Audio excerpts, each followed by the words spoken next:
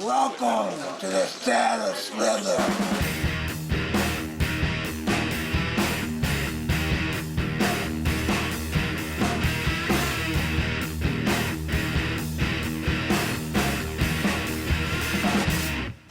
I wanted to bring back the over-the-top fun and horror of the 1980s films. James grew up with these movies. I love The Fly, Tremors, Gremlins, Nightmare on Elm Street, The Brood, American Werewolf in London, Evil Dead. Critters, The Toxic Avenger, The Thing, Alien, Halloween. I enjoy the feeling of being creeped out. I think that's a really fun thing to feel. He loved this sort of, 80s monster movie. It's some scary shit. And that's also why you see throughout the whole movie there's lots of mentions of, nods to other films. I mean, Jack McCready is named after R.J. McCready from The Thing.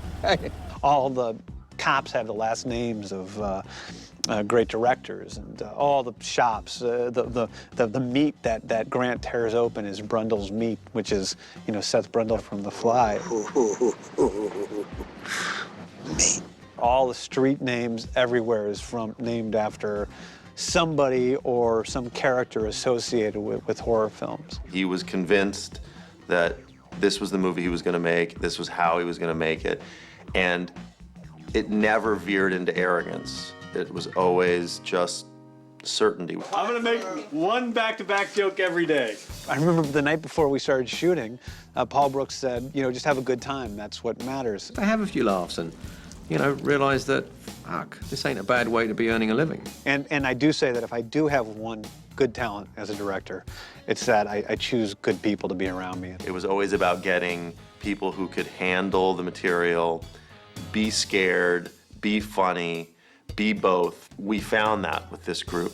James Gunn has put together a really good cast. And they're also the funniest group of people I've ever worked with, and that's pretty rare that you're making a gory horror movie, and yet it's the funniest people you've ever worked with. You know what happens when you're on a movie set and you're having a really good time?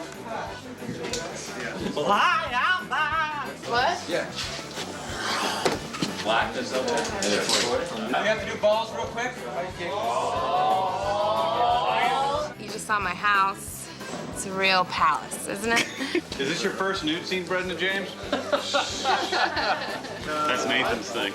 Shut up. Yeah. Oh, sorry, dude. You got like a... Michael Rooker was a very cool choice. He's the first guy we cast. He sent the script to me. I read the script, and it was quite interesting, and it was definitely fun and funny. I've been a big fan of Rooker's acting for a long time, and I've wanted to cast him in something for as far back as I can remember. I like people who like me, so he was a big fan, so I said, I'm coming in. Michael Rooker comes to set every day, and he has this ball of energy. And he's just a big honking hulk of a man, and he's out there just ready to have fun, and I'm gonna give it 110%, don't you know?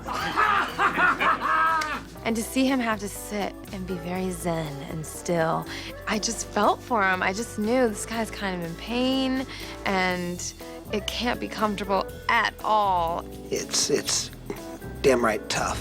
What you doing back here, honey? Elizabeth Banks came in and read for Starla, and she was one of the first people we auditioned in LA. I nearly got on my knees and bowed. He told me that he met some waitress in like a Denny's named Starla, and that's who my character's named after. A lot of actresses, I don't think, got it. And Elizabeth got it right off the bat. And she read, and she was Starla, and I was really overjoyed. Working with James Gunn, my true love, is a dream job. Isn't it true that you beat me a couple times because you didn't think my performance was up to snuff? Well, I mean, James Gunn is clearly in love with me. Your performance so uniformly awful Yeah. is slightly less awful after a good flogging. I mean, I think that's obvious for anyone to see. Yeah, that's what I said. I have welts on my back. See, I told you, the flogging works. We're madly in love. Pliers on the toenails. Oh, that. I can think of some crazy things he can do with himself, but sexual things. I really like when you put the Tabasco and then you suck it back off. That makes me really happy, Okay, too. we're in a really weird area now. Excuse me. And we got lucky a couple times. I mean, with Tanya Saunier, who plays Kylie, we were planning to go to LA. And we read a whole lot of people from LA to get that role right. I thought it'd be great. I thought, yeah, it'd be totally something different I've never done before. When you're doing it every time, your mouth is like more like... What is that? That's what your face is making. Like that? She's a very unusual actress for someone that age, because they usually act so hard, and I didn't want any acting in the film. I wanted people to be real. No, they're not my parents. They're trying to trick you. The worms are in their brains.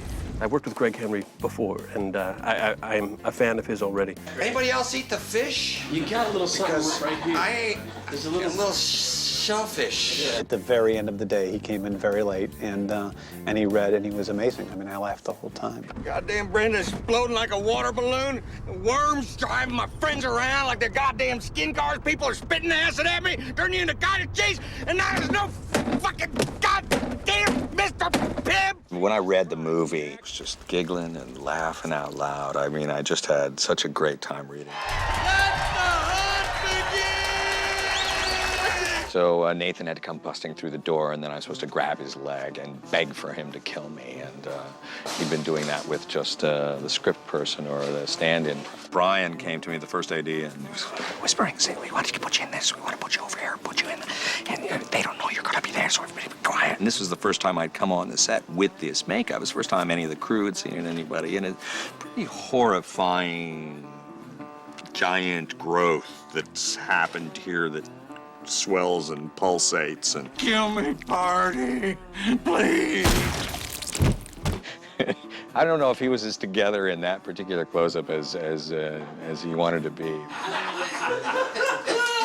It scared the shit out of me. I'm sitting in this yard, and over the hill come 36 zombies just crawling over the hill, coming at you. And I thought, this is my worst nightmare.